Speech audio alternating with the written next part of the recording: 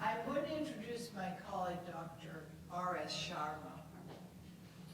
Dr. Sharma is a very distinguished researcher who's been with the Indian government for many decades, actually more than 3. He is a very young man, a very young and distinguished man, who has been working as a physician, as an epidemiologist. He was a fellow of the World Health Organization at the Population Council in New York. He has not been to Boston before. He will be here on Friday and hopes to get a chance to tour. If any of you are interested to help him to see some of this great city, I'm sure he would appreciate it. But he's here because of his deep conviction that this is a serious problem, and I may say he took leave to come here. He took his own leave to come here. India now is having a new prime minister, a very exciting time. Dr. Sharma is the Deputy Director General of the Indian Council of Medical Research. That's a very distinguished federal position. The Indian government is not supporting international travel right now, especially to come to America at this time. So we at Environmental Health Trust have brought him here. We've brought him here because he has very important work he's going to talk with you about. Some of the research that they've done there on some very important aspects of how cell phones affect human health. Dr. Sharma.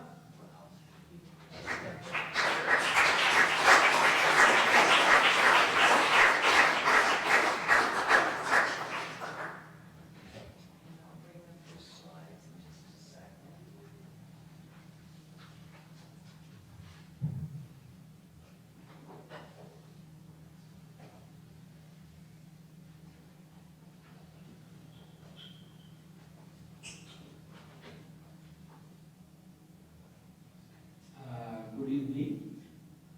Thank you very much, Dr. Davis, for introducing me. Dr. Davis has clearly explained what is this radio frequency radiations emitted from cell phone and cell phone towers. Cell phones today is a very important devices. Without that, not only for the adults, but even for the children. I think when we wake up, every time we look, where is my cell? Because I have to see what message I have got. So even including my children, every children, they are looking for that. Now these radiations, which are invisible, they are threat to the society. They are threat to the people. They are not only threat to the people, that they are threat to the different type of organisms also around us.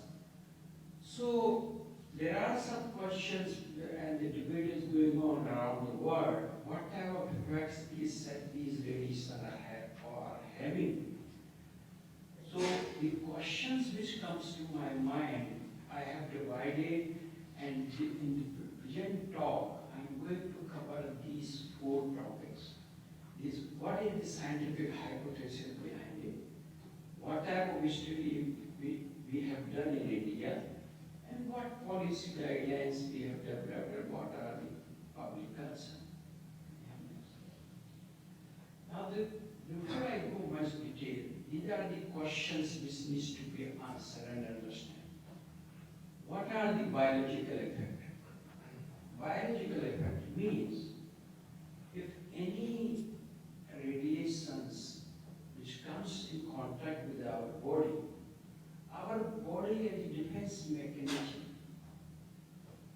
change some metabolic activities, some levels or concentrations of various biomolecules changes. But these changes are temporary. The moment we remove these stimuli, it comes to the normal level. It means they are temporary, but the changes are there. So we call it the biological change, which are measurable. But if they are not changeable, they are not reversible, then they change the system, the physiological system, which leads to disorders and the disease, because they are not reversible. It means those biological changes which are going on because of these radiation may change into the health hazard or health damage. That is the question. So means, what are these biological effects which are because of these radiations? Then can we ignore these effects if they are there? And if not, then what measure we should take? These are the questions which really very, very important for us. Next. Now, so for next please. Scientific hypothesis is concerned. The scientists, those who are working in this area, they believe that these effects are maybe because of heat. Heat means these radiations when they are on our body, because of the vibration of the molecules, the temperature is increased. And because of that temperature, the adverse effect is there. But another group of scientists, including me and Dr. Davis, believe that it's not only because of the increase in temperature, but because of the non-heat also. The temperature may not be increased because these molecules, these radiation have less energy. So they cannot increase the vibration of our body molecules up to that extent so that they can increase the temperature. But as I mentioned, that there are some biological changes which are going on, which we cannot ignore, and we call them the non-thermal effect. Next slide, please. I just give, because I cannot stop myself to talk about Einstein. Once Einstein mentioned that if the honeybees disappear from the earth, then the man is going to live only for 4 years. What do you mean by that? Means if there is no honeybee, there will be no pollination. If there is no pollination, there will be no plant, no food, no crops, no animals, then no honey. That's a very important statement which Einstein gave. And we thought about that. Let us see, because we found something more about the honeybees, and we conducted one scientists conducted one experiment, and we saw that when these hives of the honeybees were exposed to these radiations, then we know that there are different type of honeybees like worker, queens, laborers, they are there. The division of labor is there. So when we notice that after the 5 to 10 days exposure to these hives, these workers who are in the field to having come up the nectar, they are not coming back to their hives. And after 5 to 10 days, our scientists noticed that there are only queens and eggs and hives formed, immature workers are left there. It means they are not, they forgot where is their hives. And the scientist, the German scientist in 1973, who got the Nobel Prize also, he discovered the communication, how these bees communicate. Because in the hives, there are some, the worker, they dance, and because of that, they control, they give the message to those workers who are in the field that You have to stop the nectar, you come back, this is the direction. But because of these radiations, which we expose our honeybees, they forward it. They are not able to identify where their hives, and they are not, it means there are biological changes have taken place there. So next slide please.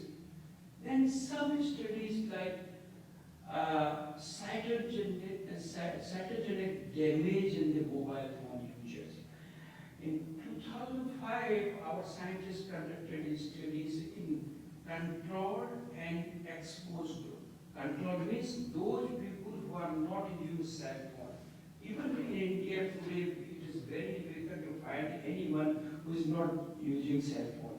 But in 2005, we did. We are having some population, and we noticed that when we take out, we compare the buccal cell and the genetic markers in the buccal cells and the peripheral blood samples, we noticed that there is significant damage is there. Next slide, please.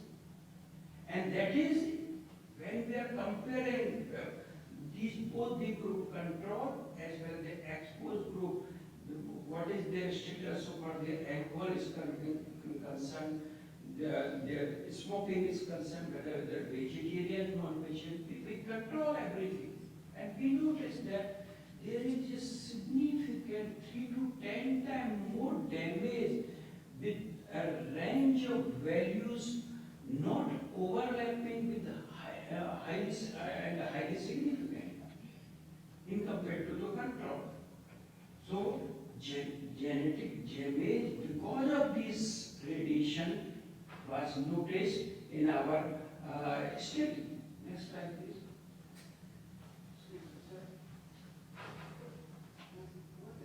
What defines heavy on the previous slide? Okay. Heavy cell phone users means those people who are using cell phone more than 4 hours in a day. So that we classify as a heavy use. Yeah. Yeah. Very good. Yeah. Yeah. So now another experimental study finds significant more biomarker in that increase the risk of cancer.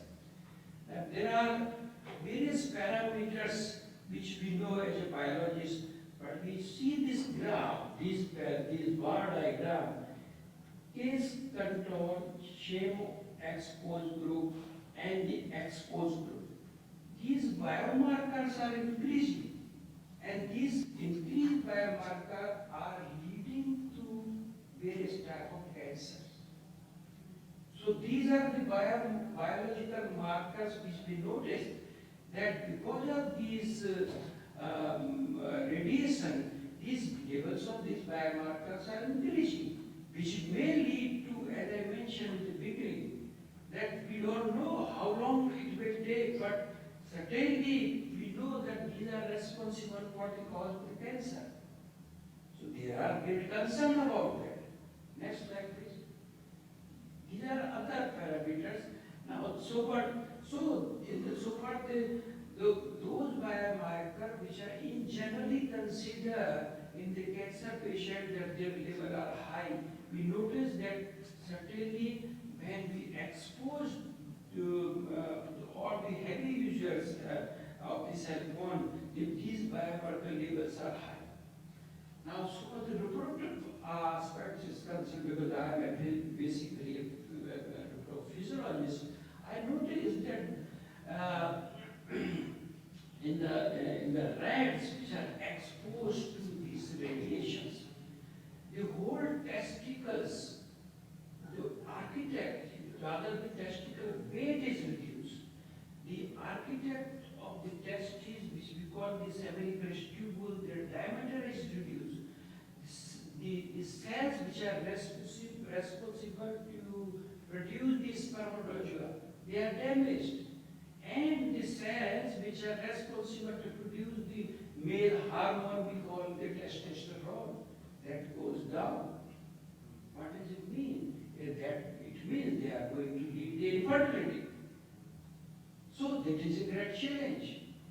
Next slide, please. again, the microwave radiation significantly decrease the sperm counts and the ability to swim. One slide, I just mentioned the in vitro because you mentioned about that the smartphone that to 5 millimeter distance. One in vitro study which we conducted and we noticed that if you take out this semen sample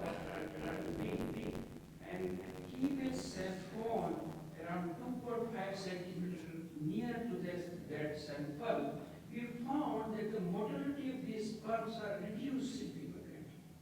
It means it's not the 5 millimeter, even 2.5 centimeter impact is there. Which is more than an inch. More than. So that is my concern. That's not only whatever the industry say is not true, but scientifically we have the data that yes, it is the distance. So you're saying in these studies you have found effects Yeah.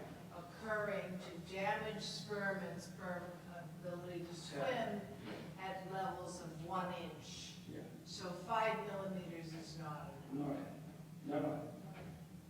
Excellent. Now, as I mentioned that these biological changes which we are noticing of our study, but my challenge is that how long, how much time these biological changes will take to convert into the health damage or health hazard. So currently I am conducting in India a multidisciplinary, multi-scientific study, a cohort study, where I have already developed a cohort of 4,500 people. And I am following them for various reproductive disorder, neurological disorder, cardiovascular or ENT disorder, other biological parameters also. I'm trying to find out, I'm going to follow them at least for 10 years duration. Then only we will be able, we know, Dr. David told that the latency period of a cancer will vary from 10 to, I think, 25 years. 40 years sometime. So sometimes it varies from person to person. So we have to really look forward. Next slide, please. So for the policy, next please, policy of guidelines and concept, the government of India, from Ministry of Health and Family Welfare, I was the main person drafting the in this intervention committee which are constituted by government of India, and we adopted these guidelines which were implemented by government of India in 2012. And as per these guidelines, so far the SAR values are concerned, we have adopted the FCC norms. But we have also mentioned that SAR value for percentages to be embossed and displayed in each cell. It has to be mandatory. Then the information and SAR values for mobile handset should be readily available to the consumer at the point of sale so that one can make sure of the same SAR value of the handset while buying a cell phone, because it's the right of the consumer to know what is the contents of this device, whatever the government guidelines are there, they are compliant to them or not. So that is the fundamental right of the consumer. Next slide, please. And then it has to be that a mobile handset manufactured and sold in India or imported from other countries should be checked for compliance of SAR limit. No handset of the SAR value have the prescribed standards adapted in India should be manufactured or sold in the country. Next slide, please. So in addition to that, we have wording also that Dr. Davis have already shown in her slide. That these are the wordings which have to be given to the consumer when they are going to buy these devices. Next slide, please. So for the base station are concerned, the cell phone towers are concerned, our guidelines are more stringent. The American guidelines, which I noticed, they are more close to the international guideline, which we call the International Commission on Non-Ionizing Radiation Protection. But I fought with my government, my government, thanks to that they accepted that we reduce the levels 1/10 to the international guideline. So Indian guidelines are safer in compared to the American guidelines so far, and this is used. The Indian guidelines are lower than the American. American guidelines. They are 90% lower than the International Commission on Non-Ionizing Radiation Protection. Yes. America has guidelines for exposure for our houses that are higher than India, higher than Korea, and what other countries? There are so many countries. Russia. Australia also. Austria, Yeah. Russia, Yeah. Switzerland. But there are some countries which have further down even lower than the Indians. But yeah, that's also. Right. So there are other parameters which we described. So when you are installing any cell phone tower in the country, there has to be a monitoring system in the country. We must monitor them. Though I am finding that there has to be not self-reporting only, but I think the government should establish some agencies, government agencies, which monitor these what type of radiation, what are their limits are there. Next slide, please. And there are some studies which we are planning because particularly for the children. These are the studies which we have recorded and we have already started, like health effects of the exposure of the children, health effect of RF exposure in fetus, the mother, the elderly person. Because particularly the elderly people are more sensitive because they are most of the time they are residing at their home, and if the cell phone tower is near them, I think they are at risk. The pregnant woman especially, on the home, the ladies who are homemakers. So these are the very important concerns. And we are conducting studies in my country. Next, please. It's not coming next. Yeah, no, it's okay. Just did something. Okay. So there are some public concerns. Next slide, please. Yeah, this concern is this that in the whole world, this is important to just mention that people, there are number of publications, 1,000 publications in the world, but this is very important publication which classify that 71% of the studies which say no effect, they were funded by public, by the private industry. Whereas this 67%, whereas those studies which were funded by the government, the majority says they are effective there. So there is disconnect. The government says something, and industry says something, and that is the basic problem. And that is not the problem I think here, but in my country too also. I face a lot of problems, like in my country, against my standard guideline, there were court cases. I have to appear in the courts, even in various state courts, even the Supreme courts. But I am facing it because we have to protect the interest of the people, and particularly the health of the people. Next, please.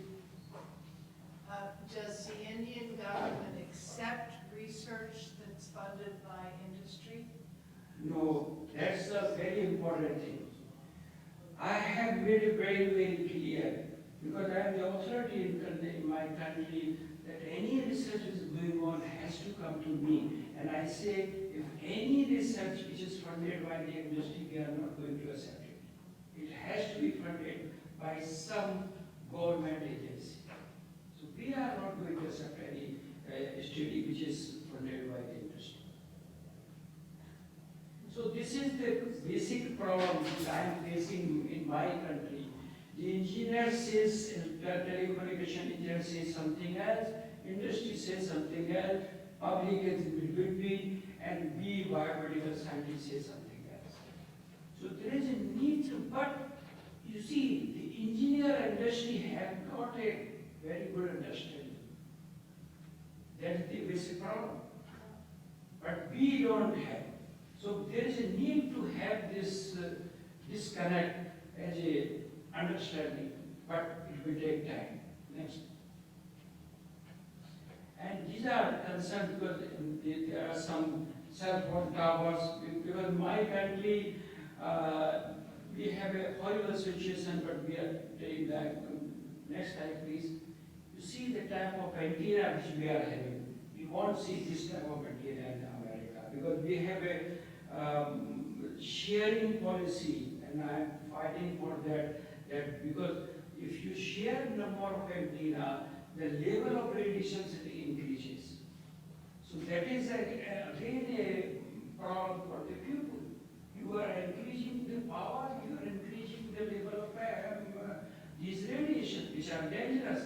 And we have clearly mentioned that these radiations, these cell phone towers should not be around the hospitals, schools, and sensitive area. So we have really concerned about that. So next slide, please. Next, these are all cell phone based tower. So in the end, I must conclude here that authorities should accept the fact that RF emitted from cell phone have got the biological effect. That's best well established. We have established it. And there is a need to conduct, however, there is a need to conduct that how much time it will take to convert into health hazard, which means we have to conduct the long-term follow-up studies. And then, and based on these results, each country should develop their own health-based precautionary guidelines. Because it will take time, it is a big science. We have to take time, follow the people for long duration. But till then, we cannot sit idle. We have to protect the health of the people, the children, who are our future. But till these results are available, authorities should issue appropriate advisories for the people so that the people can be safe from adverse effects of these radiation, if